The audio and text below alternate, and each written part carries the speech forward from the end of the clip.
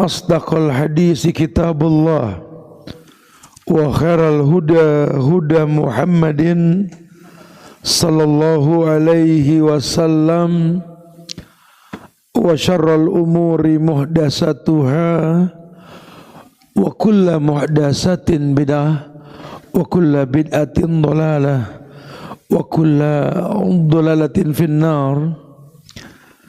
Ma'asyiral muslimin wal muslimat, sidang majelis kajian Al-Hilyah di Masjid Wahdatul Ummah yang semoga Allah selalu berikan keberkahan dunia dan akhirat. Alhamdulillah, kita bersyukur pada Allah di pagi hari, di siang hari Jumat ini kita dimudahkan oleh Allah untuk bisa berkumpul di Masjid Wahdatul Ummah ini. Mudah-mudahan apa yang kita pelajari ini betul-betul bisa membuat kita menjadi umat yang kompak, umat yang wahdah, sesuai dengan nama masjidnya Wahdatul Ummah, insyaallah, amin. Karena persatuan tanpa ilmu itu cuma hayalan. Ya, seperti orang yang mengajak kita untuk berpikir nasionalis, tapi yang ngomong koruptor, pegel gitu. Nasionalisme itu ketika kita berpikir memberi bukan mengambil. Nasionalisme itu ketika kita tahu bahwa ada kewajiban pada titipan berbentuk negeri untuk kita kelola. Sehingga Akamsi, anak kampung asli Republik Indonesia itu punya prinsip al-yadul ulya khairun min yadis sufla. Tangan di atas lebih baik daripada tangan di bawah. Tetap tenang. Walaupun banyak fitnah yang terjadi, karena memang hukum asalnya negeri ini merdeka atas berkat rahmat Allah. Maka tugas kita ya jangan menghilangkan penyebab rahmat. Hiruk pikuk keburukan yang sedang dibuat ini nggak berpengaruh pada semangat kita menjaga negeri ini, insyaallah ya. Itu kalau negara. Ditarik sedikit ke negara yang kecilan dikit, namanya rumah tangga, keluarga. Jangan menjadi orang yang tidak nyaman dan tidak tenang dengan ujian yang Allah ujikan. Allah itu tidak mungkin berbuat zalim pada hambanya. Sering kita bahas. Wa ma rabbuka bizallamin lil abid. Bahwa Tuhan kalian itu enggak pernah zalim. Wa ma rabbuka bizallamin lil abid. Inni haramtu zulma 'ala nafsi wa ja'altu muharraman bainakum. Aku Allah mengharamkan kezaliman terjadi pada diriku. Maka enggak mungkin Allah berbuat zalim. Bahkan Allah mengatakan fala tazalamu, kalian jangan saling berbuat zalim. Kalaupun ada orang baik yang terzalimi, dia akan tenang. Dia tahu kalau ketika tangan tak mampu merubah, lisan tak mampu berkata, wallahi Allah yang bakal turun langsung. Ya, jadi nggak pernah khawatir. Prinsip dia, kalau hidayah sudah dia dapatkan, may yahdihi fala mudhillalah. Begitu pula kalau Allah sudah sesatkan, wa may yudlil fala hadiyalah. Atau memang kalau memang orang sudah hinakan seseorang, enggak ada yang bisa mendapatkan petunjuk. Wa may yuhinillah fama lahu min mukrim. Tidak ada kemuliaan buat orang yang Allah hinakan. Ustaz, pengen banget kayak begitu, Ustaz. Tetap tenang dalam semua kondisi. Ya rumusnya ya kita kenal Allah harusnya. Ya menjadi orang yang betul-betul sabar dalam menghadapi segala kesulitan. Orang kalau sudah bicara sabar, bicara iman. Enggak semerta-merta orang bisa sabar tanpa iman. Ya. Bahkan dia tahu kalau iman inilah penyebab kebersamaan Allah dengan dia. Ya ayyuhalladzina amanu isbiru. Orang yang beriman sabarlah. Ya udah, terus gimana Ustaz? Berikan rumus kepada kami untuk bisa tetap tenang. Ulama mengumpulkan nih. Kata ulama, tenang itu buah yang dipetik. Tenang itu adalah kembang yang diambil dari tangkainya untuk jadi perhiasan diri. Maka ulama mengatakan supaya kita bisa tenang, fa idza azamta fatawakkal 'ala Allah. Luruskan niat. Kalau Anda sudah bulat tekad, Anda mesti yakin kemampuan Anda melakukan ini semua izin Allah. di mana Allah nggak mungkin memudahkan manusia pada keburukan jika memang betul caranya. Yang namanya al-maunah bukan istidraj. Kata ulama, luruskan niat, beribadah sungguh-sungguh lillah karena Allah, sehingga nanti ada semangat tersendiri ketika dia beribadah. Selain memang dia tahu kalau Allah yang diibadahi itu adalah ilah wa wala, tidak ada kata lelah dalam beribadah kepadanya. Dia juga tahu khirsun yang dia miliki ini memiliki kekuatan untuk bisa mencapai target yang diinginkan, sehingga dalam pencapaiannya dia punya ifah. Ifah itu harga diri, ya, izzah, memiliki pride tersendiri dalam dirinya untuk mendapatkan apa yang dia inginkan. Iya, surat Al-Ankabut ayat 69 atau surat ke-29 ayat 69. Ini sering kita dengar ini ayat. Walladzina jahadu fina lanahdiyanahum subulana wa innallaha lama'al muhsinin. Kata Allah, walladzina jahadu fina, kata jahadunya ini lampau ya, bukan baru. Orang yang telah jahadu, telah bersungguh-sungguh fina, di jalan kami. Jahadunya juga jamak, jahadu, bukan jahada, bukan personal sendiri. Jahadu itu bersama-sama berjamaah. Alaikum bil jamaah. Walladzina jahadu fina, orang yang bersungguh-sungguh bersama-sama, fina, yakni untuk mencari keridhaan kami, gitulah. Lanahdiyanahum subulana, maka kami Allah akan memastikan hidayah untuk mudah menuju jalan tersebut. Tapi Allah bilang, wa innallaha lama'al muhsinin, wa innallaha lama'al muhsinin. Sesungguhnya Allah itu bersama orang yang muhsin. Muhsin, bukan penyanyi, muhsin, nyanyi lagi. Muhsin itu orang yang berbuat ihsan. Ihsan itu anta budallah ka'annaka tarahu fa in lam takun tarahu walakin Allah yarak. Kau beribadah kepada Allah seakan-akan kau melihat Allah. Kalaupun kau tak melihat Allah, karena nggak mungkin juga melihat Allah, kau yakin Allah melihat dirimu. Tuh muhsin. Ada nggak ada orang yang lihat saya mah sholat? Ada nggak ada orang yang ngelihat sedekah terus? Dipuji nggak dipuji sama orang, bodo amat, yang penting berbuat baik. Ya, karena dia tahu ritual ibadah ini lillah, hanya untuk Allah. Berat loh kalau kita beribadah buat makhluk, berat. Nanti di akhirat Allah bilang sama orang itu, sekarang kau datang ke orang yang kau beribadah untuknya, bisa gak dia ngasih kamu keuntungan? Tidak, rugi kan? Coba kalau kita buat Allah, sampai-sampai kita ngaji aja buat Allah. Hari gini banyak orang ngaji bukan buat Allah, buat Nabi Muhammad, buat siapa, Abdul Qadir Jailani, buat ulama, buat ini gitu ya. Ila hadrati, betul. Al-Fatihah ngaji bukan? Quran bukan? Kata Nabi, qiraatil Quran indal mayit laisa lil mayit fa innamal lil qari'. Bacaan Quran buat mayit, bukan buat mayit, buat yang baca.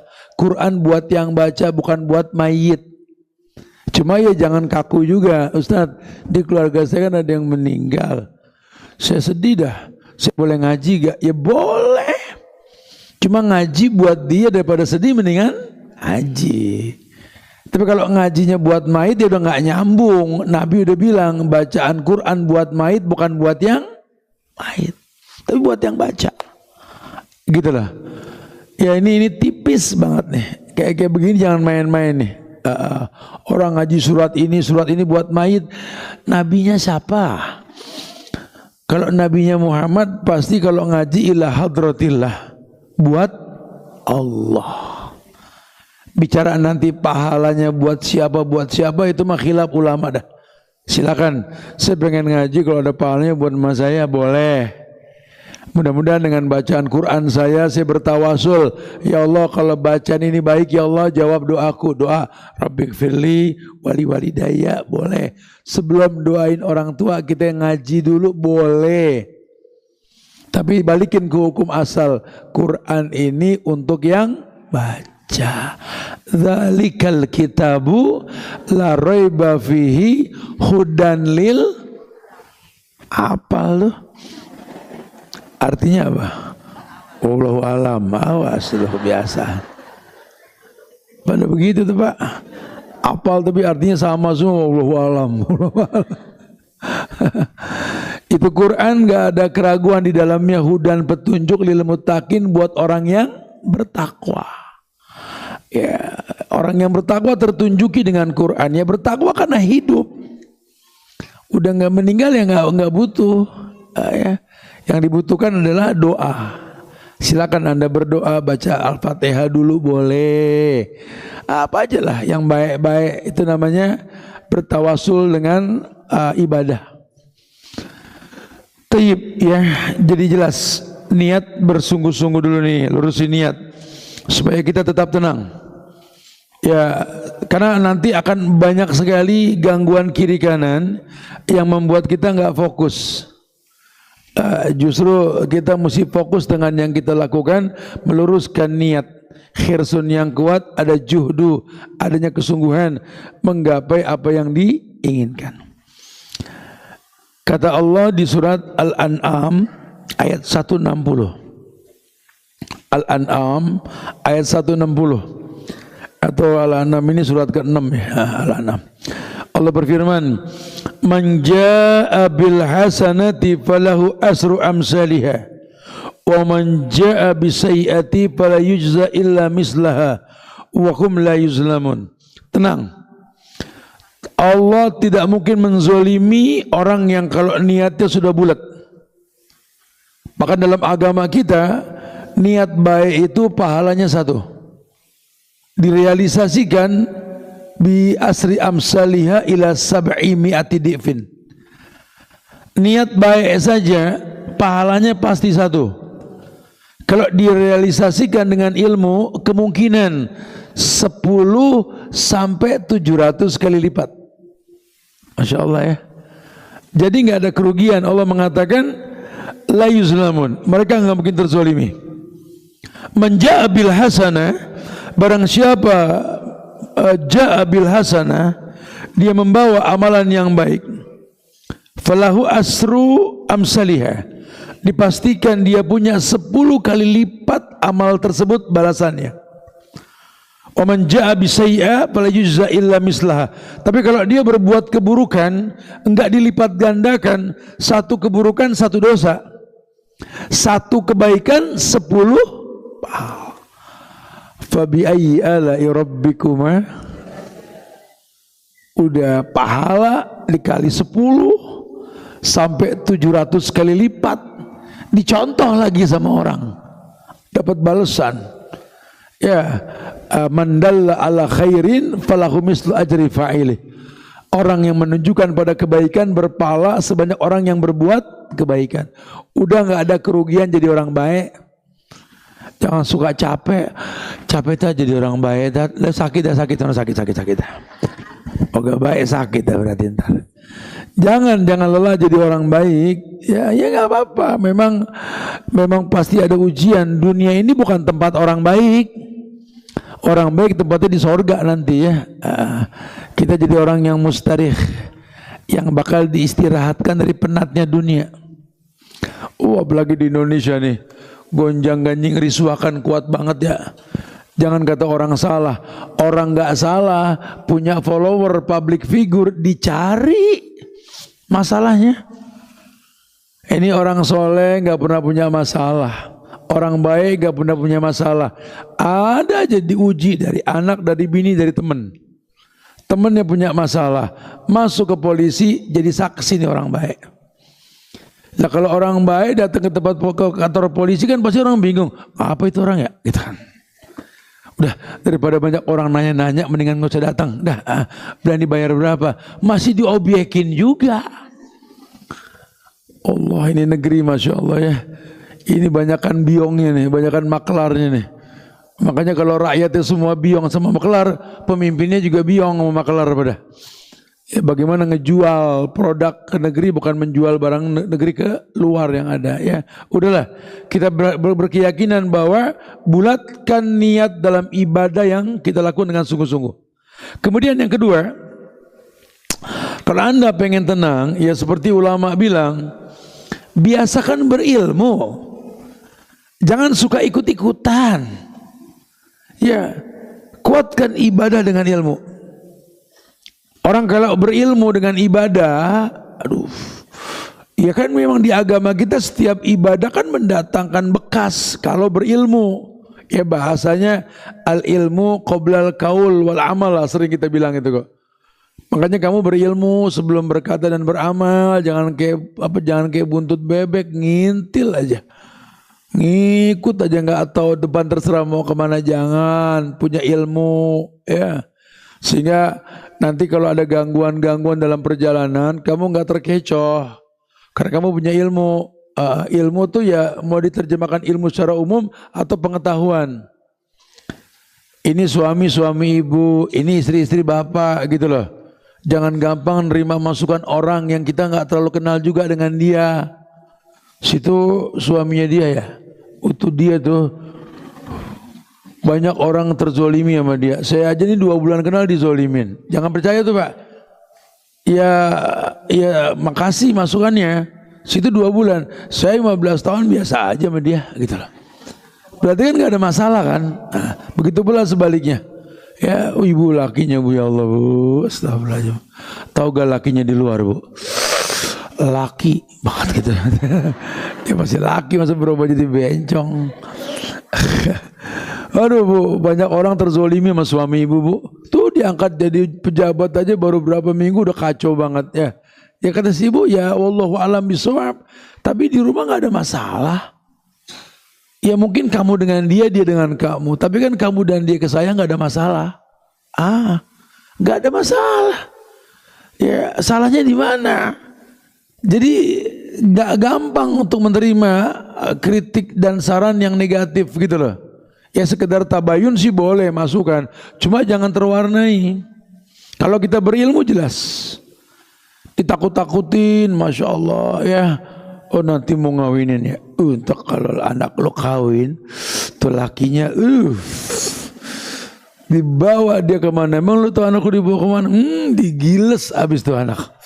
Ntar gini, ketakutan aja betul. Padahal dia udah berilmu, ini anaknya soleha. Dapat laki-laki yang soleh lah. Ya walaupun mungkin di balik dinding sedang apa kita nggak tahu, Allah yang bakal jaga kok insya Allah. Ya jangan gampang terwarnai. Kalau ujian iya, walanabluwannakum bisyai'in minal khawfi wal ju' wa naqsin minal amwal wal anfus was samarat wa basyiris sabirin. Ujian pasti. Ujian pasti dibikin takut pasti kita. Cuma karena kita punya Allah, Allah yang baik, nggak mungkin zolim pada hambanya, kita stay cool, tetap tenang tadi. Karena janji Allah kan, kalau kita bisa tenang, tetap beribadah, jadi orang yang bertakwa, Allah jamin, ya ja'allahu makhrajan. Ya diberikan solusi pada setiap masalah, diberikan kemudahan pada setiap masalah. Bahkan Allah berikan nih senjata furqan, kemampuan membedakan yang hak dan yang batil. Kalau berilmu. Lagi emang setiap ritual ibadah itu kan menjanjikan bekas. Kalau si pelakunya menggugurkan kewajiban tersebut dan dia punya bekas, dia menjadi orang yang baik. Orang yang baik. Masya Allah. Yang ketiga, ya, buat dia tetap tenang, jangan remehkan ibadah-ibadah yang ringan tapi berat timbangan. Orang kalau tenang itu macet, dia udah tahu lah. Solusi macet ya minta kemudahan sama Allah. Dan kemudahan itu datang dengan istighfar. Daripada dia nggerutu, daripada dia pegel, ya mendingan astagfirullah. La ilaha illa anta subhanaka inni kuntu minaz zalimin. Rabbana sulamna anfusana, terus wa illam taghfir lana, daripada kurang ajar nih angkot setan itu buat kita. La Ngapain gerutu? Jalan kagak tuh angkot, ada dosa iya kan? Iya istighfar. Apalagi kalau pagi ya subhanallah bihamdi subhanallahil azim kalimatani khafifatani fil lisan sakilatani fil mizan. Tolong dah kalau pengen tenang mulut ini bergerak bergemi lah kalau orang sini bilang jangan sampai enggak berkata yang baik. Ya rutinin pelihara ibadah-ibadah yang ringan. Antar bocah sekolah daripada ngerumpi ngomongin laki masing-masing di kantin betul. Emang apa Kang Cilok jadi saksi? Ada Kang Cilok ngapa bang? Ini ngomongin lakinya semua ini. Tuh abang gitu ngapa? Takut bini gue di situ lagi kata ngikut. Daripada ngomongin orang gibah emang ada pahalanya kan nggak ada ya. Hasan kita baca kul huwallah 3 kali, Al-Falaq 3 kali, An-Nas 3 kali, atau kul huwallah 3 kali hatam Quran. Dulu Nabi bilang ke sahabat begitu, aku akan datang menjelaskan kepada kamu tentang sul-sul Quran. Sahabat semua kumpul, ijtami'u, kumpul semua. Pas sudah kumpul Nabi datang, kul huwallahu ahad, Allahus samad, lam yalid, walam yulad, walam yakun lahu kufuwan. Masuk lagi Nabi, sahabat lihat-lihatan. Itu maksudnya gimana ya? Enteng banget, sepertiga Quran, kan ringan. Investasi bergerak, punya duit nggak banyak, lihat orang soleh puasa, beli indah korma, lihat bang korma. Tapi kan kalau yang buka puasa orang soleh, ya dia minum, dia makan, dahabal dhoma, wabtalatil wasabatal ajru insya Allah. Seger dia sehingga sholat Allahu Akbar 7 lapis langit menyaksikan sholat dia. Itu pahalanya, pahala yang bagi korma. Segitunya agama tuh. Lianna dina yusrun, karena agama ini mudah. Atau mungkin mendoakan orang yang enggak atau didoain. 70 malaikat mengaminkan buat dia yang mendoakan. Daripada mengumpat, menghujat, mencaci, manfaatnya apa? Kata Imam Hasan Al-Basri, andai usiaku ditambah sehari oleh Allah, yang ku baca dalam doa adalah mendoakan pemimpin. Bukan menghujat pemimpin, mendoakan.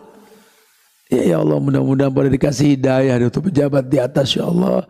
70 malaikat mengaminkan buat kita. Dan memang perubahan dengan doa. Allahumma ighfirlil mu'minina wal mu'minat wal muslimin wal muslimat man ahya'i minhum wal amwat innaka qaribun mujibud da'wat ya qadiyal hajat. Baca di zikir pagi petang kita. Ya kalau mukminin wal mukminat kan masa umum. Berapa banyak di Indonesia tuh orang beriman laki dan perempuan.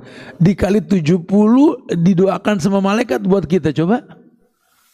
Masya Allah kan? Iya. Ya hidupnya tenang. Kenapa? Punya investasi bergerak.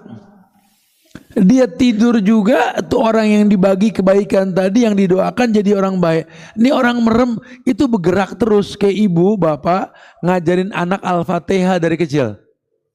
Itu ibu merem, itu anak jadi imam, dia jadi ustadz, dia jadi orang baik baca Al-Fatihah. Semua pahala per hurufnya itu pahala ibu bapak yang ngajarin. Ini yang gini-gini jangan diremehin loh. Ya, ayo. Karena masa kita produktif ini ada masanya. Dan itu nggak lama lagi. Ya, mumpung masih bisa berbuat baik, fastabikul khairat. Nanti ada masanya Allah istirahatkan kita. Buat ada regenerasi gitu kan. Tapi mumpung kita masih mampu, kenapa enggak? Ibu ada pahala berbakti sama suami. Mumpung ada, Bu. Ya, kalau udah nggak ada kan bingung diri. Kalau ada yang mau lagi, kalau kagak, ya. Lah kan kalau ibu bikinin makanan minuman buat bapak, pahalanya kan pahala bakti sama orang tua.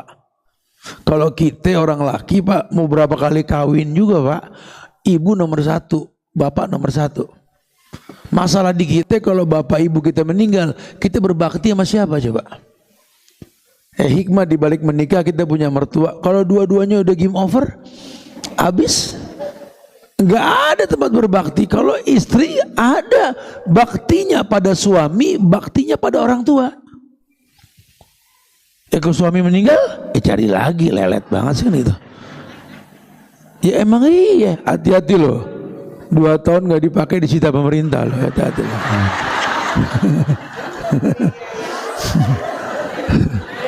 Ya gue ngopi dulu dah ya. Bukan tanah aja ya, karena perempuan kan harsun, ladang tanah juga. 2 tahun udah disita loh, hati-hati. Memelihara ibadah yang dianggap paling ringan, ayo yang enteng, yang gampang. Jangan dikasih ke mbak bu, ya biasain hidup ekonomis. Kalau yang bisa dibikin di rumah, enggak usah jajan di luar. Masakan ibu lebih pinter. Orang dulu bilang dia mah pinter masak apa? Jempolnya bengkok, kata gitu. Betawi gitu ya, jempolnya bengkok pinter masak. Kesian yang salah laku udah begini. Kalau memang pinter masak ngapain belanja? Ya Rob subhanallah. Laki PNS gaji UMR. Lebih ini nongkrong di kafe yang kagak pakai rupiah, pakai K 20K, 30K, 50K. Tekor bisa tuh laki. Bu yang bisa dibikin di rumah dibikin. Ya terserah mau diapain, bikin di rumah bikin gitu. Kalau yang kita nggak bisa sekali-kali jajan boleh. Ya. Jadi ekonomis nih, hidup kita enak. Lagi juga memang sesibuk apa sih bu, sampai nggak sempet bikin es teh manis sampai beli. Cuma kadang-kadang lihat emak-emak sekarang, astagfirullah, lihat timbang es teh manis beli. Timbang celupin tongji kan pakai gula, taruh gula, dailah teh Tegal Cirebon tongji gitu, teh poci atau macam-macam lah, pakai beli, subhanallah. Ya masakan gampang, nasi goreng beli, encer banget. Anak saya SD kelas 1 jago banget bikin nasi goreng. Yang ekonomis bu, jangan jajan mulu, nggak bu, kayak anak menteri lagunya berjajan mulu. Jadi ekonomis, hidupnya ekonomis ya, nggak perlu kreatif ya, orang-orang dulu tuh kan kreatif bang. Karena gini bu, fitnah syubhat makanan yang masuk ke badan anak kita kuat loh. Anak-anak kita nih masya Allah ya, anak-anak muda sekarang ada yang udah kena gula darah tinggi ya, ada yang sudah kena masa kanker di badannya, macam-macam. Ya ternyata memang makanannya mecin-mecinan. Tuh kalau ngeliat seblak serem banget dah ya. Lah kerupuknya udah karbonya, masya Allah, mecinnya dikasih royco lagi, waduh. Itu kita kalau yang kurang-kurang sehat makan kayak begituan, masya Allah, udah nyurung kayak orang tahiyat sani, tahiyat, naik gitu. Ya bukan nggak boleh, mangga lah yang buat yang kuat selama halal boleh ya. Tapi kenapa sih kalau kita bisa bikin di rumah mesti kita beli? Gitu ya, nggak bisa ya silakan. Walhamdulillah tukang dagang sekarang dimudahkan dagang. Kenapa? Banyak mama yang nggak bisa masak, betul? Ya cuma ya gimana bisa mempertahankan suami kalau ibu nggak pintar masak. Orang dulu suka bilang kalau sama suami jaga matanya bu, yang rapi dilihat sama dia. Jaga mulut bu, kemas kata, jangan bikin dia sakit kalau dengar omongan ibu ya. Sisanya jaga perutnya bu, makanan cukupin.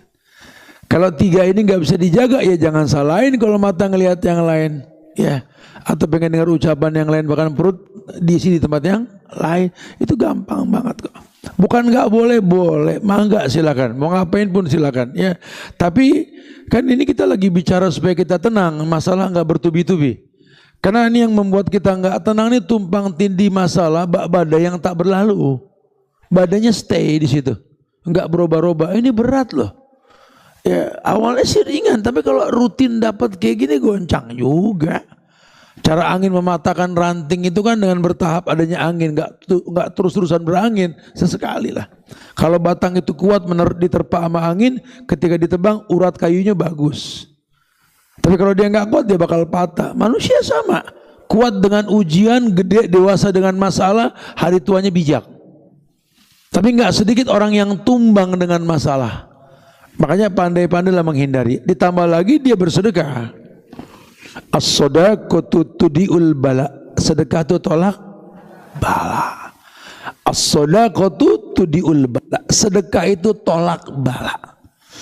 Ya, jangan sungkan lah. Kalau nggak ada materi yang kita kasih, fisik kita membantu orang dalam kebaikan, bantu. Ya, susah tat, lagi kurang enak badan tat, mesem dah. Yang paling gampang senyum sama orang. Jangan udah susah nyurong di pojokan, ngapa tuh orang? Bocah ngapa ya begitu? Udah susah nyurong. Banyak orang udah susah gini aja. Punya mau udah susah mesem, apa dia ada kelebihannya dikit. Ya. Kemudian yang keempat,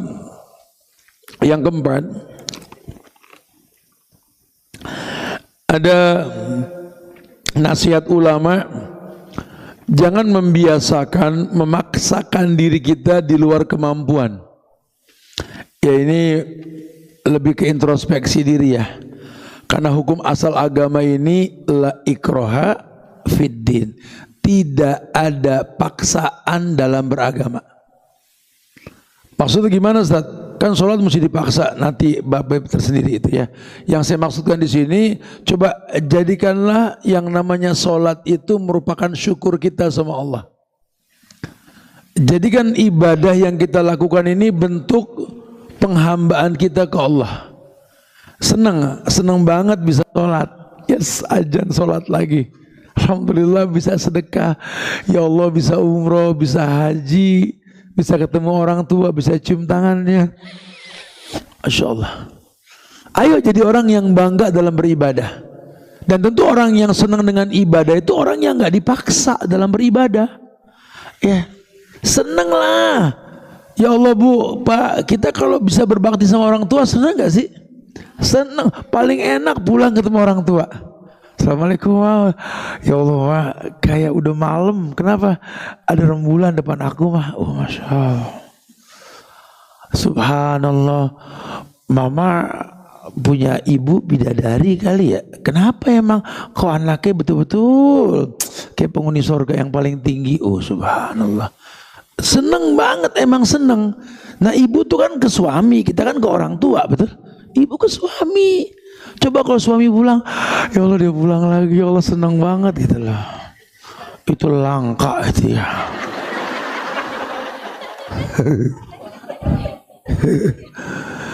Bu, kalau perlu tuh ibu sedih kalau pagi, senang kalau sore. Nangis. Kamu kenapa kok nangis sih? Ya, kamu mau pergi sedih lagi. Nah, kan enak dong. Sore ntar, oh ya Allah kamu datang. Ini mah gak kebalik. Kalau pagi seneng banget. Lu cengar banget. Lu mau pergi, gue seneng kata gitu. Jadi laki pergi seneng. Ya Allah dia pergi juga deh ya Allah gitu lah. Asar mulai jam 5 deg-degan. Mama kenapa pucet? Baba lu mau pulang kata kita. Allahu Akbar Bu. Kelewatan banget sih. Jangan Bu, orang capek nih Bu, orang capek, ya Allah, Masya Allah ya. Ya kadang-kadang ada yang lebih capek lah dari saya. Dari urusan pagi aja saya jalan tadi, anak-anak masih tidur, saya ke Rivaria tuh daerah sana Depok ya. Itu ngobrol sama anak semua via video call di motor. Bu, Dede gimana Bu? Lagi jalan sayang, doainnya biasa aja Bu. Atuh semua manggil. Apa di situ? Bu, saking kita nih jauh dari anak tapi pengen deket gitu loh. Masya Allah loh. Subhanallah, lelah sekali, capek Bu. Iya, berteman dengan terik matahari, bersahabat dengan debu tertampar dengan kerikil. Kadang hujan kalau sore kayak aku pun turut tuk di muka kita nih. Aduh, Masya Allah. Emang gak mau kita berbagi ya. Bukan pengen ngumpas, emang betul. Kadang-kadang pada gak tahu Pak kita begitu Pak. Harus tahu. Ya. Kadang-kadang kita makan enak, kita gak habisin, kita bungkus. Habis hujan-hujan kita bawa. Kenapa? Ya pengen kamu rasain enak coba gitu loh. Malah kadang-kadang disenggol kagak sampai basi pagi semua. Ya gak tahu pengorbanan bawa cilok nih. Ya lelah. Tapi demi Allah ya, jangan sampai kita paksakan biar timbul dengan sendirinya. Nah, tidak memaksakan diri dalam beribadah kepada Allah di sini ya. Karena memang kita tahu kita ini hamba yang dicipta untuk beribadah.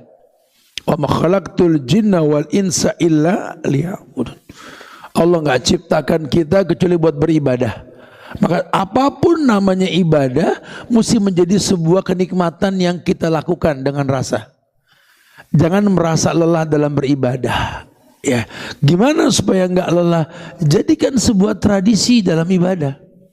Biasakan bangun malam. Alasannya apa? Tuhan bilang 1/3 malam aku turun ke langit dunia. Orang yang kita tungguin mau membagi sesuatu yang nggak besar saja bisa kita tongkrongin sebelum dia datang. Sekarang Tuhan bilang 1/3 malam aku turun ke langit dunia. Yang minta sesuatu kan ku beri. Yang minta perlindungan kan ku lindungi. Masa kita nggak mempersiapkan bangun malam sih? Belum lagi kalau bicara subuh, inna sholatal fajri kana masyhuda.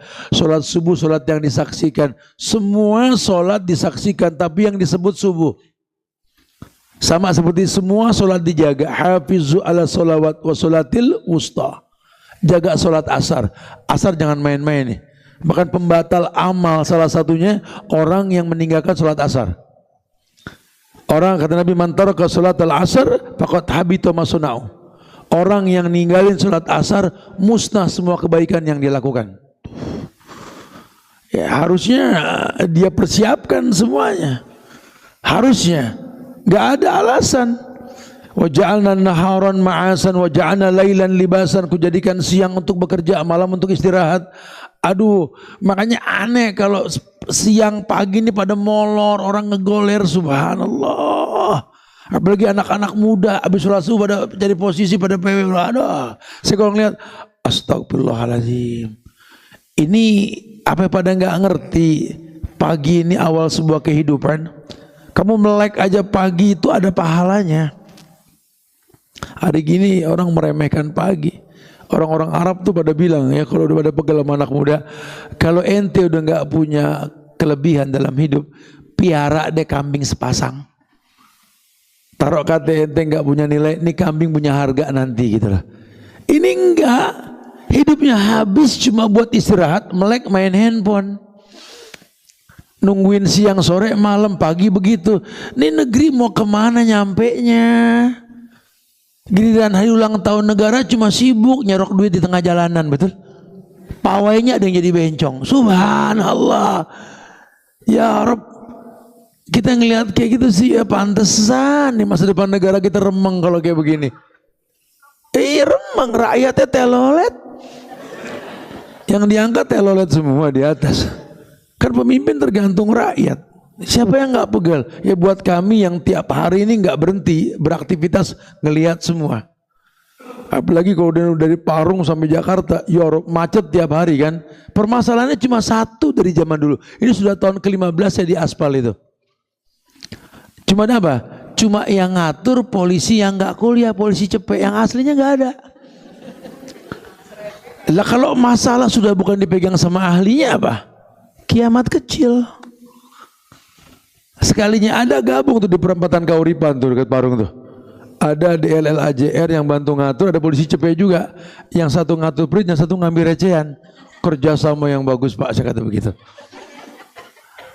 Ini nyata depan mata lu gitu loh.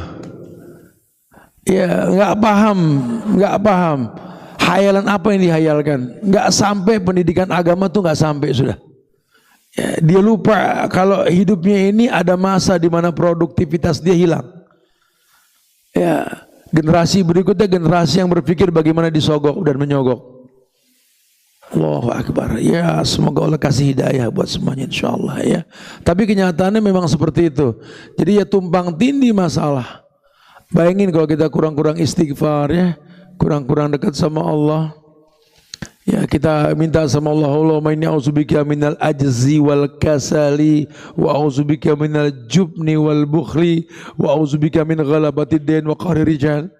Itu kan doanya nyata, ya Allah jauhkan aku dari rasa malas, lemah, sesuatu yang mendatangkan kerugian, hutang piutang. Ini yang kayak begini ini yang mesti dijauhin. Wal jubni wal bukhli, sifat bakhil, sifat nggak mau berbagi, itu mesti dihilangin tuh sifat-sifat kayak begitu. Supaya nanti hidup kamu nggak terkontaminasi dengan begitu.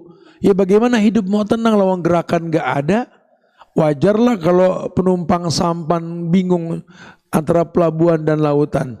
Kenapa? Mana mungkin ini sampan bisa sampai ke pelabuhan kalau dayung tak dikayu? Nah mungkin. Gak ada usaha, siapa yang gak was-was kalau udah begitu? Itu mesti dibiasakan untuk tidak seperti itu. Ya, betul-betul dimaksimalkan, jangan memaksakan sesuatu di luar batas kemampuan. Supaya enggak memaksakan bagaimana? Dibiasakan, dirutinkan. Kayak kita bangun tahajud, udah jangan langsung 8-3. Ya 10-3 berat, 2 dulu, 1 witir gak apa-apa ya. Yang penting kita biasain bangun aja dulu. Ngaji juga begitu, jangan target hatam tapi target paham. 5 ayat terjemahin sampai kamu merasakan itu ayat bikin tenang. Kalau dikit aja tenang apalagi banyak kan gitu ya. Nanti bertahap. Coba nikmatin sedekah dah. Berawal dari senyum sama orang tua, sama pasangan, sama keluarga. Yang gampang aja dulu. Lama-lama begini aja pahalanya bikin tenang ya. Mulai recehan kembalian dah. Lama-lama terus. Allah sudah mengatakan, manaqasat shadaqatum mimalin. Tidak kurang hartamu karena sedekah. Ma'anfaqtum min syai'in fahuwa yukhlifuh. Apapun yang kau infakkan Allah yang bakal ganti. Nahnu narzukukum wa iyyakum. Kami kasih rezeki sama kamu buat mereka. Pengen kaya, banyakin merekanya. Kamu cuma potongan rantai kehidupan orang lain. Dibiasain bertahap tuh. Ya, yang nyehatin badan silaturahmi, manjangin umur, banyakin rezeki, betul? Ya. Ayo jalan kaki, ayo olahraga lari, temuin orang tua, silaturahmi, ayo goes sepeda sambil kajian, temuin orang-orang soleh, begitu. Jadi nanti efeknya terasa. Hari gini banyak orang yang memaksakan diri berolahraga, akhirnya capek ketika ibadah. Padahal nggak berat kalau bahasa Ibnu Qayyim di kitab Zadul Ma'ad itu. Bahwa ukuran orang olahraga riyadatul jismi cukup sampai keringat nampak di kening dan merah bagian bibir, cukup sudah. Berarti ada pembakaran di badan. Enggak usah sampai berlebihan, sampai goyang-goyang, jangan apa kok nggak kuat lari dah. Apa? Ngapain? Ulama udah duluan ngasih bocoran tuh. Ulama udah duluan. Ya, ulama sudah duluan. Bahkan Ibnu Qayyim itu di kitab Zadul Ma'ad teknik hidup, cara hidup beliau tuh Masya Allah. Jangan dibingungin sama jenis makanan hewan yang halal dimakan. Ya, sebaik-baik hewan yang dimakan itu pada bagian belakangnya. Ikan, paling bagus makan apa? Buntut. Enggak ada kolesterol karena yang bergerak buntut. Nabi paling suka dengan kaki paha belakang karena dominan. Ini ulama begini-begini gak main-main. Wa inna fi kulli ra'sin wa batnin da. Hati-hati dengan semua daging di bagian pala dan perut isinya penyakit. Ini ulama. Simple banget bahasa ulama. Ya, beliau gak mengharamkan, cuma memperingatkan. Jadi supaya gak bertele-tele dalam hidup. Ya, sampai disuruh belajar motong. Fasolli li rabbika wanhar. Sholat kamu, motong kamu. Orang dulu nggak ada daging beli jadi, nggak ada, motong sendiri. Hari gini orang nggak merhatiin siapa yang motong. Daging sih halal, daging kambing, daging sapi halal. Cuma yang motong siapa nih? Syubhat nggak? Segitunya tuh orang dulu. Kita sih sampai pasca tahun 80-an, 90-an masih kita ngelihat di belakang rumah kita ada bulu ayam yang dicabutin, betul? Emang orang tua kita beli ayam hidup potong di rumah. Kelihatan yang motong siapa, yang bersihin siapa. Kalau hari gini anak nggak tahu siapa yang motong. Pokoknya ayam selimutnya terigu aja. Ya kan, sudah. Kalau orang-orang dulu simple, saus dia nggak beli, dia nggak tahu campurannya. Ada pengaruh atau tidak? Dulu ya pakai pepaya, tinggal bawang putih sama cabai dikasih bumbu menjadi saus. Dulu kan begitu simpel, kadang ada dikasih ubi supaya lebih smoothie sedikit ya, Masya Allah. Jadi orang dulu ngerti banget, nggak ada yang terbuang. Di zaman belum ada kulkas, kan saya pernah bilang, di zaman belum ada kulkas nggak ada barang basi. Sampai pinter pada bikin manisan, manisan Bogor, bisa awet berapa bulan tuh buah-buahan gak busuk, betul? Nasi di saat belum ada rice cooker, nggak ada yang kebuang. Kalaupun tersisa dijemur pakai tampah, betul. Besok garing digoreng jadi rengginang, betul. Bosan makan rengginang, kasih kacang jadi gipang, betul kan gitu. Udah gampang banget dah, orang dulu mah gampang bener hidupnya ya. Gak ada pengawet-pengawetan, gak ada ya. Walaupun kadang-kadang suka kecoh juga kita sama orang tua. Karena orang dulu kan kemasan bukan nomor satu kan. Yang penting rasa, betul. Udah ngayal kita makan kongguan pasti buka rengginang dalamnya. Dalam dan luar beda ya orang dulu ya. Tapi ya apa lah. Kelima. Supaya tetap tenang, nggak gampang terkecoh dengan ujian yang sedang dia hadapi, dia menjaga rutinitas sebuah ibadah. Yang merasa nyaman dengan tahajud dan witir, rutinin. Tapi jangan bilang wajib. Hukum asalnya sunnah ya sunnah. Ada saatnya kalau memang kita harus tidur karena kita kurang tidur, kita lagi vertigo, jangan paksain. Saya bilang kata, biar vertigo saya paksain, mati lu ntar, jangan gitu loh. Jangan suka maksain. Udah. Duh, saya lagi nggak kuat, lagi kelayangan nih, Ustaz, kayak kurang darah nih. Ya udah.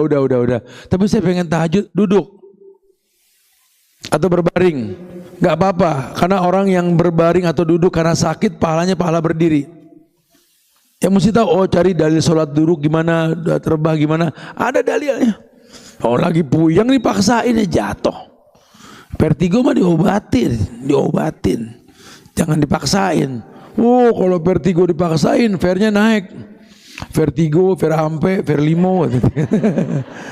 Buak jatuh ntar. Ya diobatin. Kalau udah sembuh, baru kita balikin. Tapi jaga. Punya kebiasaan bapak, ibu, anak 2, mbak 1, 5 serumah. Masak dah buat 6, 7 piring. Sekitar 2 piring dibungkus, bagi itu yang suka mulung, tukang sampah bagi. Biasain. Ya Rabb, Masya Allah, berbagi itu indah. Hal tunsaruna wa turzakuna bidu'afaikum tuh Nabi nggak main-main ngomong kayak gitu. Kamu tuh tertolong, dapat rezeki karena 2 orang lemah yang doain kamu. Ya Allah, ini orang baik, Allah mudahin rezekinya. Masya Allah. Ya, berbuat baiklah. Paling senang saya kalau lihat orang tua, paling senang. Udah orang tua kita langsung doa itu nggak habis-habis. Ya, Masya Allah. Lihat tiba kita ngasih 20.000, doanya sampai 20 menit. Nah kalau kita nggak jalan mah terus doa. Iya, kita cerita sama orang rumah. Tadi gua ketemu sama orang miskin, gua bagi 20.000, doanya nggak habis-habis. Terus ngapa cerita gitu bang? Lu gua bagi gede, harusnya di atas genteng lo begini, kata gitu. Buru-buru doain gua lo, kata gitu. Bapak ngasih ibu lebih dari 20.000, betul. Ibu jarang doain. Mendingan orang miskin dibagi 20.000, 20 menit. Ibu berapa juta bu? Harusnya ibu naik genteng. Ya Allah. Enggak, jangan hujan-hujan siang begini. Siang-siang aja begini. Ayo. Anaknya nanya mau ngapain mak? Aku main layangan, kata gitu. Bu doain bu, bapak doain bu, jangan cari salah mulu, doain. Ya jadi akhirnya dia senang ngasih orang miskin. Doain mulu, ini mah dibagi juga berulang doain mulu, jangan doain. Lagi rumah tangga itu, rumah proses, isinya kebaikan, ya, isinya saling melengkapi. Jangan jadikan rumah tangga Anda seperti Kejaksaan Agung yang cari salah gitu ya. Nikmat sekali. Jadikan rutinitas. Contoh Nabi itu senang puasa. Ya, kadang dia berpuasa sebulan, kadang enggak. Pokoknya dibikin santai aja. Ada riwayat yang mengatakan, lam yakunin Nabi sallallahu alaihi wasallam yasumu sahran aqsara min Sya'ban. Nabi enggak pernah puasa paling lama melebihi Sya'ban. Sya'ban itu menjelang Ramadan ya, Sya'ban. Kadang Nabi sebulan. Tapi kadang-kadang Nabi bilang jangan, pertengahan sudah nggak usah puasa. Illa shaumud dahr, kecuali yang terbiasa puasa. Ya. Tapi Nabi begitu. Fa innahu kana yasumu Sya'ban kullahu wa kana yaqul khudhu minal amali ma tutiqun. Bahkan beliau mengatakan, lakukanlah amalan yang kalian sanggup melaksanakannya, karena Allah tidak akan berpaling sampai kamu berpaling. Jadi gini, kalau kamu senang berbuat sesuatu yang baik, Allah ngelihat kamu. Allah nggak mungkin berpaling sampai kamu yang berpaling. Jadi terusin. Itu dikatakan ikhris ala ma yanfa'uk. Yang semangat, yang rakus kalau berbuat baik. Kalau Anda merasakan sedekah itu enak, terusin. Jangan di stop. Dan nggak ada miskin karena sedekah. Mana qasad shadaqatu mimalin tadi, tidak akan pernah miskin karena sedekah. Itu jaminannya sudah. Ya Anda merasakan nikmatnya sholat, jangan pengen buru-buru beres. Nikmatin. Anda lagi enak ngaji, ketemu ayat, terusin. Jangan di stop. Ikhris ala ma yanfa'uk. Baru wasta'in billah, baru minta tolong sama Allah. Setelah kau merasakan nikmat, kayak orang zikir apa? La ilaha illallah. Ya Allah zidni. Baru gitu loh. Enggak terbawa, jangan la ilaha illallah. Ini orang kayak capek banget.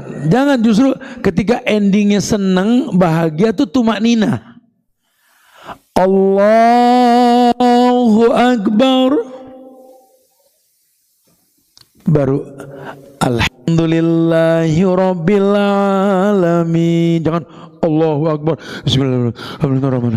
Jangan, dinikmatin tumaknina. Allahu Akbar, bismillahirrahmanirrahim, alhamdulillah. Rasakan nikmat, rasakan nikmat. Allahu Akbar, pasin ruku, baru subhanarabbiyal azim. Nikmati kata-kata imam, Samiallahu liman hamida. Nikmati. Rabbana walakal ham. Samiallahu liman hamida. Allah mendengar orang yang memujinya. Kita puji. Rabbana walakal ham. Rabbana, Tuhan kami, segala puji milikmu. Ingat, apa yang dipuji ialah banyak yang gak diminta dikasih. Ya Rabb. Allahu Akbar. Enak-enak. Jadi kayak orang yang dibiasakan berbuat kebaikan, dia nggak paksakan dan dia jaga rutinitasnya. Fa innallaha la yamallu hatta tamallu wa ahabbu sholati ila Nabi sallallahu alaihi wasallam madu ma'alaihi wa in qallat wa kana idza shalla sholatan dawaman 'alaiha. Maka dikatakan begini, salat yang paling Nabi cintai, salat yang dijaga kesinambungannya walau sedikit. Ya duha, nggak apa-apa, dua rakaat. Ya asal rutin, 2 rakaat saja. Karena di badan kita ini ada 360 persendian, dan kita disuruh untuk bersedekah. Manalah sanggup 360 kali sedekah, satu aja susah. Terus gimana Ustaz? Ya 2 rakaat duha cukup, rutinin. Kalau duha itu kan sunnah, duduk pun nggak ada masalah. Mungkin naik Grab, naik apalah ya, di belakang Allah, duduk gampang. Yang penting pastiin dulu kiblat. Nanti mobil kemana-mana terserah dah. Yang penting awal dulu. Ya kalau di mobil gitu, pastikan dulu kiblatnya, Allahu Akbar. Nanti mobil mau kemana nggak masalah. Yang penting awalnya. Di kendaraan gitu. Hatta Nabi saja di ontanya dia sholat. Dipastikan koswahnya menghadap kiblat, Allahu Akbar. Ya udah, ontai kemana naik. Ya. Di motor dibonceng masih bisa, tapi kalau yang bawa jangan. Nabrak nanti urusan. Ya pokoknya jangan tinggalin duha walaupun 2 rakaat. Itu sedekah badan yang gampang. Di kantor gitu, kalau memang nggak memungkinkan diri dengan sejadah digelar, di bangku. Betapa ringannya, cuma rutinitas yang tidak dihilangkan. Nabi bilang kesinambungannya walaupun sedikit. Dan bila beliau sudah biasa melaksanakan sholat sunnah, beliau menjaga kesinambungannya. Makanya beliau mengatakan al-witru haq, witir itu hak. Bahkan beliau tersenyum ketika mendengar Umar ditanya, kapan kau melaksanakan witir setelah tahajud? Kenapa kau lakukan? Aku yakin bangun di malam hari. Kau masuk surga dengan keyakinanmu. Abu Bakar, kamu witir kapan? Kadang-kadang sebelum tidur. Kenapa sebelum tidur? Saya khawatir nggak bangun. Kehati-hatianmu yang membuat engkau ke surga. Simpel banget agama kan? Tapi Abu Bakar sebelum tidur, bukan habis Isya. Kenapa? Karena udah lihat ngantuk, khawatir bablas. Alasan apa? Al-witru hak, witir itu hak. Enggak wajib, cuma mustahab dan muakkad. Enggak tinggalkan. Nabi safar tidak melaksanakan yang sunnah. Enggak ada qobliyah ba'diyah ketika safar. Enggak ada duha, enggak ada tahajud. Yang ada witir dan qobliyah subuh. Witir yang hak, qobliyah subuh. Qobliyah subuh di sini. Kenapa witir hak? Li'anallah witir. Karena Allah itu witir, ganjil. Witir itu bukan penutup. Udah witir nggak boleh sholat. Bukan begitu bahasanya. Ya, witir bukan penutup, ganjil. Ya, kemudian qobliyah subuh. Kenapa qobliyah subuh? Karena Allah bilang, inna sholatal fajri kana masyhuda. Salat subuh, salat yang disaksikan. Maka dia pun pengen qobliyahnya disaksikan. Lihat. Kalau dalam kondisi safar, Nabi nggak tinggalkan sunnah yang dua ini, witir dan qobliyah subuh. Ya. Kesinambungannya. Kenapa? Karena dia tahu nikmatnya ibadah. Yang gemar bersedekah, bersedekah. Dan gak perlu orang lain tahu. Ini karena urusan kita sama Allah. Ya, kalau kita merasakan nikmat, ikhris. Ikhris ala ma yanfa'uk wasta'in billah. Rakus dalam kebaikan yang kamu rasa nikmat. Jangan sungkan-sungkan. Wala ta'jaz. Jangan lemah dalam berbuat kebaikan. Kemudian 5 ke 6 ya.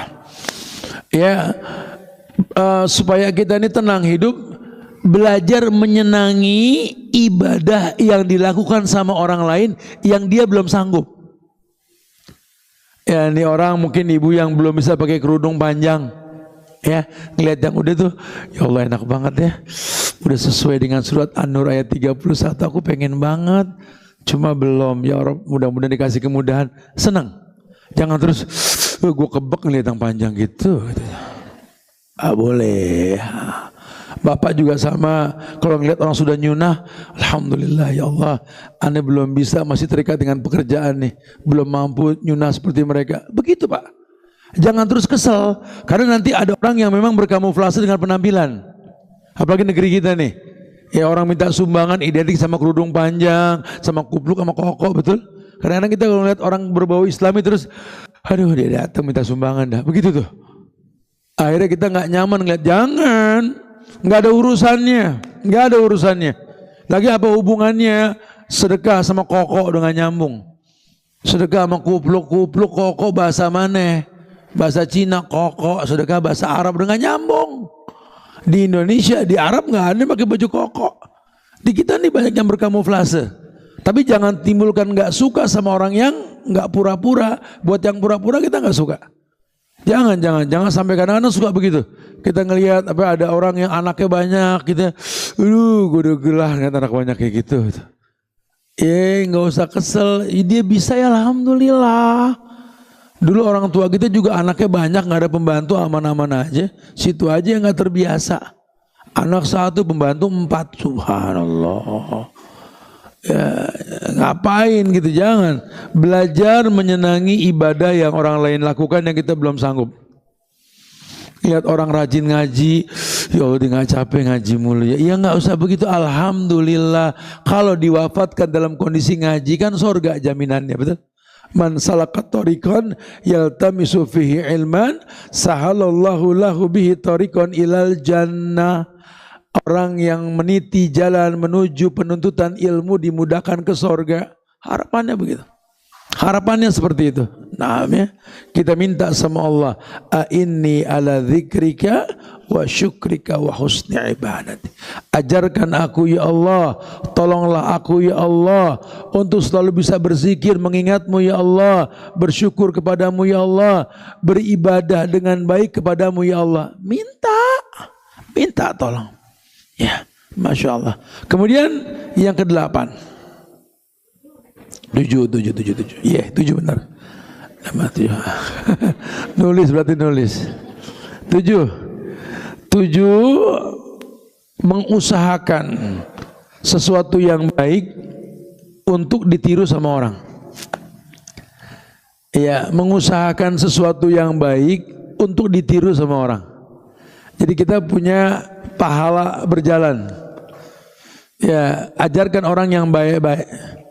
Ya, yang gampang ditiru. Kalau bahasa Nabi, man sanna fil Islam sunnatan hasanah, kana lahu ajruha wa ajru man amila biha. Orang yang membiasakan tradisi sunnah yang baik dalam Islam, dia akan mendapat pahala dan juga pahala dari siapa yang mengamalkannya. Ayo biasakan yang baik-baik. Biasain kita pakai baju yang rapi, yang bersih, sehingga orang ngelihat kita memang rapi, bersih. Itu nggak kelihatan lagi yang mana sih yang rapi itu orang yang bersih itu. Jangan kumel, yang kumel kemana tuh orang kemarin ya, kata gitu. Biasain orang ngelihat kita tuh terinspirasi berbuat baik gitu ya. Karena sadar nggak sadar, mau nggak mau nih kita membuat tontonan yang menuntun. Ya, kalau kita buat yang baik-baik, ibu gitu antar perempuannya, jangan mentang-mentang pengajian ketemu sama orang itu lagi, terus baju itu, jangan bu. Ya, ibu nggak dagang baju, cuma ibu mesti rapi, biar nanti orang ngelihat ibu tuh rapi, sama anak gitu. Ya, biarin anak nggak rapi ketemu kita, kita rapi terus. Satu waktu nanti dia akan malu kalau nggak rapi ketemu kita. Terus aja. Biasakan hal-hal yang baik yang layak untuk ditiru. Karena kadang-kadang kita membuat tontonan tadi, orang kan suka ngelihat bukan suka ngedengar. Kalau sering dia lihat yang baik-baik, ya kita dapat pahala kebaikan yang dia ikuti gitulah. Kemudian yang lainnya, yakni kita harus jangan pernah merasa menyesal dengan kebaikan yang kita perbuat, namun orang lain gak memuji.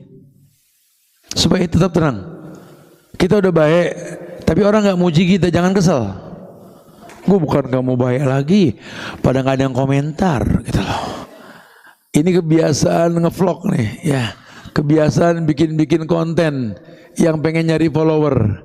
Hari gini saking narsisnya netizen Indonesia, sampai centang biru dijual, betul? Idih, segitunya ya, saking pengen cari follower gitu loh. Ya Rob, kenapa? Pengen diakuin. Allahu Akbar. Ya, saya sampai bilang semalam, kajian semalam tuh di yayasan, kalau yang lihat kajian online itu, saya bilang ya Allah, ibu-ibu, anak perempuan, yang laki semuanya saling menjagalah di antara kita. Ya, kamu Pak, anak laki, kamu punya orang tua baik, punya ibu yang baik. Coba ya, jangan sampai gara-gara kamu mereka buruk sangka sama orang. Nah, nggak ada orang tua berbuat baik, jaga nama orang tua. Di badan kamu tuh ada darah daging ayahmu, di belakang namamu ada nama ayahmu, di badanmu ada air susu ibumu, jaga itu. Jangan kau berbuat sesuatu yang buruk. Yang perempuan juga sama, istri, anak-anak nih. Demi Allah, kalian punya sosial media. Kalian banyak menyimpan dokumentasi, video, foto yang di luar dugaan. Kamu tuh istrinya orang baik, anak orang baik. Kok bisa begaya dengan innalillah. Loh, aku kan begini di private. Lagi juga nggak ada yang lihat, semuanya perempuan. Iya, semuanya perempuan. Tapi teman kamu yang perempuan kan punya suami. Teman kamu yang perempuan punya saudara laki.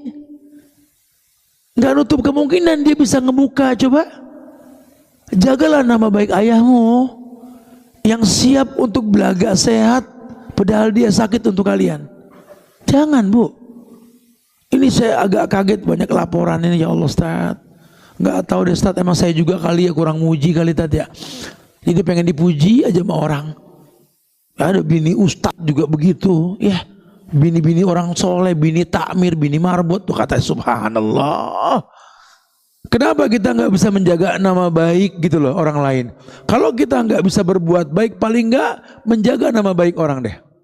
Jangan menginspirasi orang lain untuk berbuat keburukan. Atau kita secara umum anak bangsa, Indonesia ini negeri yang punya adab. Timur kita kuat banget loh. Ya udah, jangan bercicilan kayak orang bule. Saya ngeliat anak muda rambutnya sampai kayak ya Allah kepi burung pelatuk, yang kuning palanya, sini kosong. Kata ngapa begitu? Orang Indonesia gitu loh. Ya alangkah baiknya Anda pakai batik, pakai baju yang sopan. Orang Indonesia tuh ramah tamah, ya gemah ropah loh jinawi negerinya ini kan membuat kita ini betul-betul punya tata krama yang baik gitu loh. Enggak usah pengen kayak orang bule. Ini pada lari rambutnya dikuningin, gua kata orang barat mana nih, astagfirullahaladzim. Kenapa sih nggak bangga dengan apa yang kita punya gitu loh. Aduh, ini yang kayak begini nih kesian lah ya. Ujung-ujungnya hilang kebaikan dalam dirinya. Ya udah, tapi ya biasakanlah kita nggak lelah dalam kebaikan yang kita lakukan karena orang nggak ngerespon kita. Nggak apa-apa. Lawang kita berbuat baik karena Allah, bukan karena orang gitu kan. Ya. Dan yang terakhir, pandai-pandai untuk menjaga kesucian lahir dan batin. Lahir ya fisik luar, batin ya dalam, gitu ya. Pandai-pandai jaga. Manusia ini memiliki anggota zahir, yaitu fisik, juga non fisik atau batin yang dibilang hati. Secara penjagaan zahir ini ya tadi penampilan yang sopan, ya. Yang perempuan ingat kalian aurat. Balikin ke hukum asal, yang namanya aurat itu terlindungi, terawat dan terjaga. Bahannya khusus, sabunnya khusus, ya perawatannya khusus lah. Artinya perempuan tuh memang dikhususkan lah. Makanya perempuan dianggap mutiara, tetap mutiara walaupun dalam cangkang yang berlumpur gitu kan. Perempuan tetap perempuan adalah sesuatu yang berharga. Waqarna fi buyutikunna, sebaik-baik perempuan yang ada, sebaik-baik tempat perempuan ada di rumahnya sendiri. Sebaik-baik sholat perempuan di bagian rumah yang paling dalam. Perempuan seperti itu. Tolong jaga diri. Ya, kesucian zahir. Jangan memancing pandangan.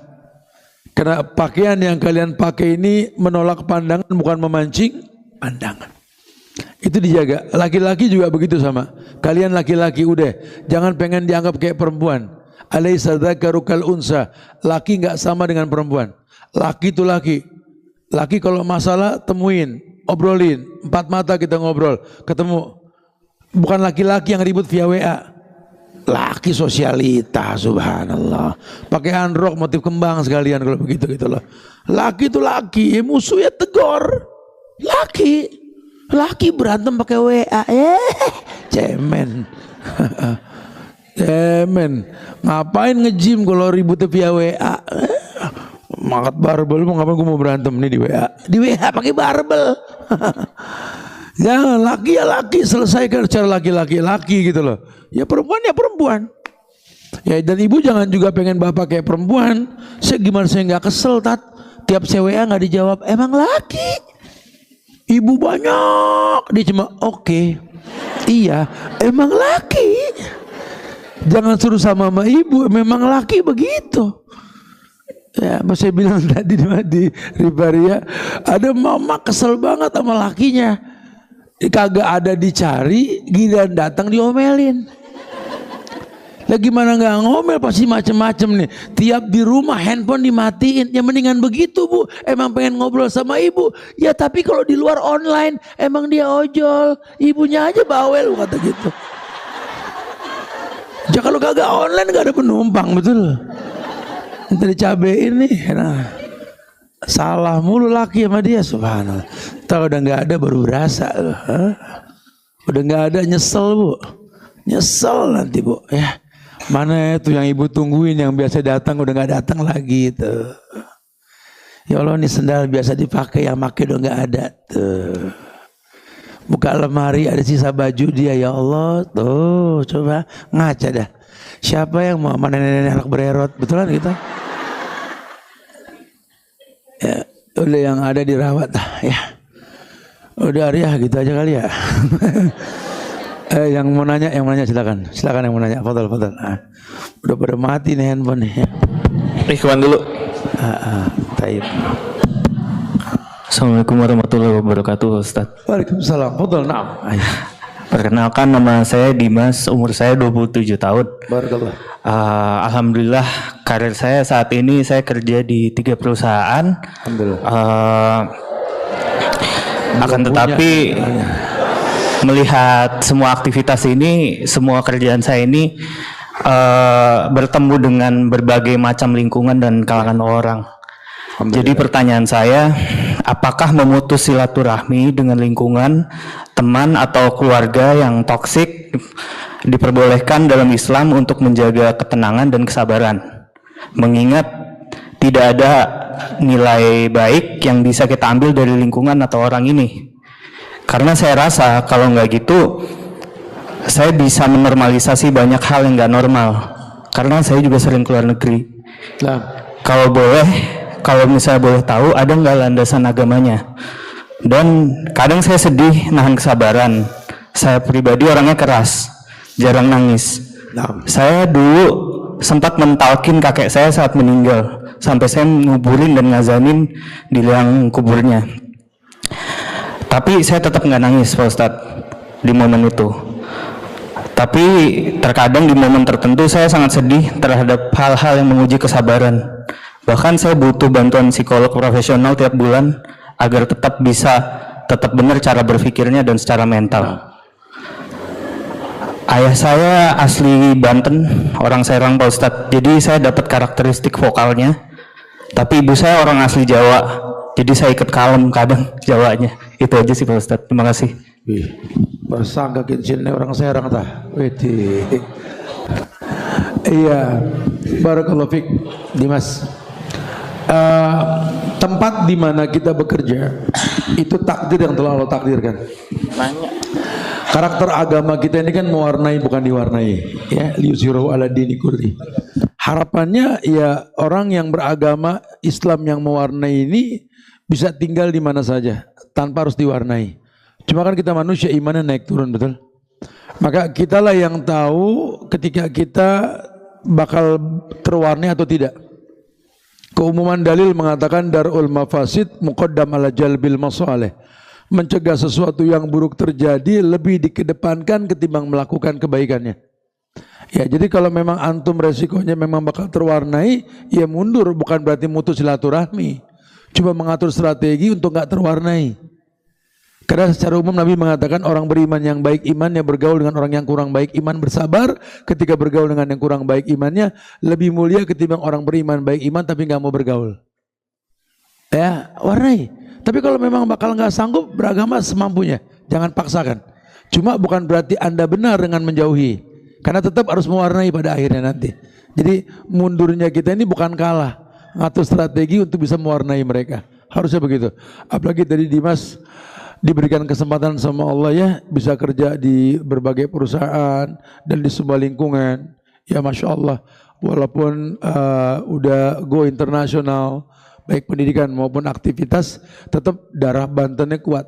Mudah-mudahan itu bisa menjadi sebuah pegangan. Kamu gantungkan cita-cita setinggi langit, tapi kakimu masih tinggal di Serang. Barakallahu fiik ya. Masayakallah. Nah, subhanallah ya. Taib. Kita masuk kepada ini ya.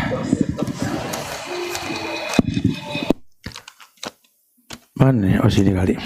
Ustadz, apakah boleh menjamak sholat maghrib dan isya dan zuhur dan asar?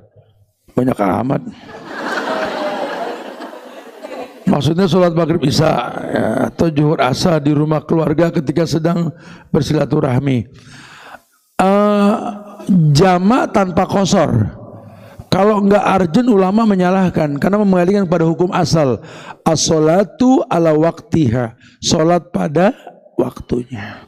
Kecuali kalau darurat, dokter mau operasi jam 1, resikonya sampai maghrib nih. Boleh ditarik asar ke zuhur. Ditakdim, namanya jamak takdim, boleh. Ya. Atau mungkin ada sesuatu yang nggak mungkin bisa ditinggalkan. Ya, saya nggak membenarkan masalah pengantin dandan karena jumhur mengatakan nggak boleh. Tapi di kita ini ada yang ninggalin sholat gara-gara dandan. Mendingan suruh sholat dulu di jamak takdim, kemudian didandanin dan seterusnya gitu ya. Walaupun yang paling baik lihat atur waktu, jangan sampai terganggu waktu sholat. Intinya darurat boleh. Kalau nggak darurat nggak boleh. Kecuali kalau dia safar. Safar mah enggak tuh. Ya daripada memang kita merasakan berat, agama kan nggak berat. Ini takdim aja, ditakhir. Jangan jadi keselnya, Bandung aja dikosor. Emang Bandung kan luar kota. Tapi kan saya kuat, kan nggak semua sekuat situ. Agama kan kemudahan. Ya udah sih, jadikan zuhur sama asar, nanti maghrib sama isya. Ya dikosor, zuhur 2 komat, asar 2, maghrib 3 komat, isya 2. Jadi agama ini ringan. Ya sampai kapan kita dikosor? Ya sampai kapan Anda safar? Selama niatnya safar, selama itu Anda dikosor. Tapi kalau niatnya stay, ulama berkhilaf.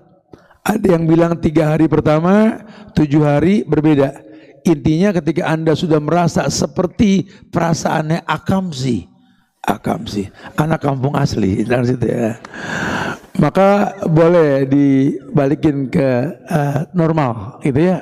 Tapi kalau niatnya kok safar, ya pulang pergi itu safar. Dari mulai mana safar itu Ustaz? Keluar kampung.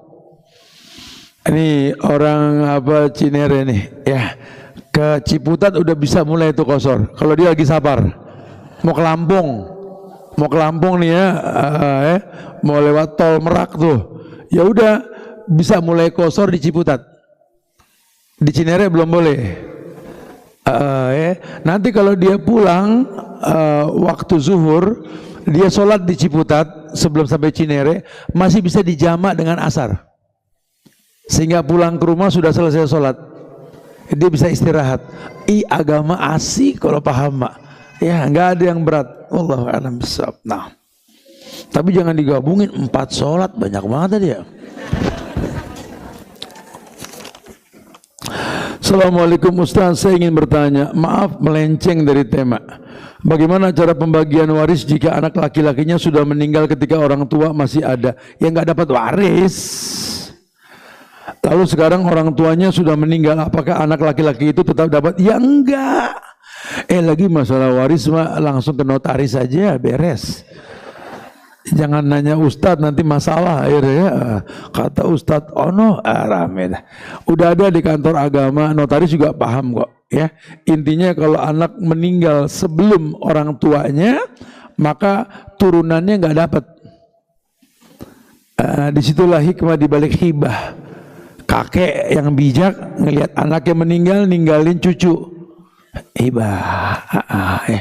Lagi waris itu solusi, bukan tujuan. Maka yang paling baik selesaikan hibah. Nanti kita meninggal tinggal sisa waris, itu ringan. Contohnya Abu Bakar, waktu dia meninggal nggak punya, sudah selesai, udah dibagiin, dihibahkan. Ya, lagi nggak usah takut juga kalau udah dihibahkan juga harta anak, harta kita. Anta wa maluka li abika. Kalau harta milik orang tuamu. Assalamualaikum Pak Ustadz, izin tanya. Saya sudah menempati rumah selama 16 tahun.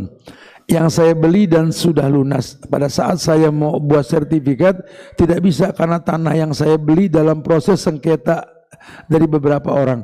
Bolehkah saya menjual rumah tersebut atau saya sewakan kepada orang lain? Kalau memang dia beli saat itu ya boleh-boleh aja. Sekarang kan banyak ini surat double ya. Tapi ini kan perdata, main kuat-kuatan bukti aja. Makanya berhati-hatilah masalah kayak beginian ya. Dalam bahasa Nabi itu al-jar gobladar. Kalau mau beli tempat, beli rumah, lihat lingkungannya dulu, baru beli tempatnya. Jangan nafsu karena murah. Takutnya begini kasusnya. Ya kalau Anda merasa beli nggak apa-apa, nggak ada masalah. Assalamualaikum warahmatullahi wabarakatuh. Pak Ustadz, bagaimana jika ada bisikan was-was syaitan? Bagaimana menyikapinya padahal sudah berzikir, baca Quran, sholat malam? Ya banyak orang sholat, berzikir tapi ke Allah yang dia tidak kenal. Saran saya sih maksimalkan untuk menghafal nama Allah. Jangan sampai kita beribadah ke Allah yang kita nggak kenal. Karena yang Anda lakukan sudah bagus nih. berzikir, baca Quran, sholat malam udah bagus. Tapi kok nggak ngefek? Berarti hubungan Anda dengan Tuhan yang dipertanyakan. Jangan-jangan Anda cuma mengaku beribadah ke Allah, Allah yang Anda tidak kenal. Kalau Anda kenal Allah, Anda hafal namanya, maka akan ada efek pada ibadah yang Anda lakukan. Assalamualaikum Ustaz. Bagaimana hukumnya orang tua yang memutuskan silaturahmi dan menjaga jarak dengan anaknya? Bagaimana sikap kita sebagai anak? Apa iya? Coba ditabayunkan dulu lah. Ya, mungkin dia masih kesel dengan tingkah anaknya. Ya, nggak ada orang tua yang memutus silaturahmi dengan anak, nggak ada. Ya, kita kalau mecahin masalah itu mesti relevan lah. Ya, mesti jelas. Ini ada asap, pasti ada api. Nggak mungkin hilang asap tanpa mematikan api. Orang tua itu melahirkan itu anak, pengorbanannya Masya Allah, mengandungnya Masya Allah. Itu kajian kita nanti tanggal 10 ya di Pekalongan itu. Jangan kau buat menangis ibumu, itu ya saya akan bahas nanti insya Allah ya. Ada ngajian di Surabaya, iseng pakai motor Surabaya ngajar, balik lagi nanti itu ya. Turunnya di Pekalongan salah satunya nanti itu kita ada kajian jangan kau membuat nangis ibumu itu ya. Nah, kita bakal bahas tuh. Enggak ada orang tua yang begitu, enggak ada. Pasti ada sebabnya. Dia pernah berbuat baik ketika Anda belum tahu kebaikan dia. Dia mengandung Anda berat, sakit di atas sakit, bangun malam, pegel pinggang, pergerah, nggak ada juntrungannya, AC dingin tetap panas, aduh, bangun malam nyusuin, nggak ada yang gaji, per liter nggak dijual tuh air susunya. Kalau sekarang kamu bilang ibumu memutus silaturahmi atau ayahmu, lah, pasti ada sebab, ya, udah. Kalau urusan orang tua jangan suka menghakimi dia. Nggak terbayar kasih dia, wallahi nggak terbayar ya. Ustadz, salahkah mengambil sikap mengajukan gugatan pada suami yang melakukan perbuatan syirik dan suka selingkuh? Sudah dinasihati tapi tidak pernah dengar. Diajak kajian katanya ngapain Ustadz jual agama dan sebagainya. Ya kalau kamu bisa pastikan dia berbuat syirik tanpa menggugat pun sudah cerai. Ya, sebenarnya seperti itu. Jadi kalau memang betul dia khulu, ibu kesian menikah dengan laki-laki yang nggak bisa bawa ibu ke surga. Nasihatin, udah, panggil orang, udah, khulu. Jangan lelet ambil keputusan. Rumah tangga ini harus membuat si laki jadi pemimpin yang baik, perempuan jadi istri yang baik. Kalau rumah tangga ini nggak membuat keduanya jadi baik, wallah, ambil sikap. Laki bisa mencerai, perempuan bisa minta cerai. Tapi bersatu lebih baik ya, yang tegas lah. Assalamualaikum Pak Ustadz, apa boleh jika kita mendengar kisah-kisah cerita buruk tentang orang tua lain lalu berdoa alhamdulillah alhamdulillahilladzi afani mimma tarabihi wa taib nam ya. Boleh meminta perlindungan dari keburukan yang kita lihat, itu boleh.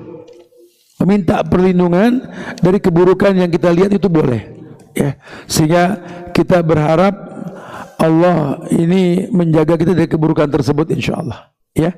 Wallahu a'lam bishawab. Semoga manfaat yang disampaikan insyaallah. Minta maaf kalau ada kekurangan ya, kesempurnaan hanya milik Allah. Jaga ukhuwah di antara kita. Ini 5 penanya pertama tadi bagus ya, ada hadiahnya nih, nanti dikasih aja ya. Ada gantungan kunci yang bisa diambil ya, semoga manfaat ya. Kemudian ada buat Dimas tadi yang nanya nih, gantungan kasih. Jangan jadi generasi dapur sumur kasur lah insyaallah ya. Itu aja. Wallahu a'lam bishawab. Kita tutup dengan kafaratul majlis. Subhanakallahumma bihamdika asyhadu an la ilaha illa anta astaghfiruka wa atubu ilaik. Assalamualaikum warahmatullahi wabarakatuh.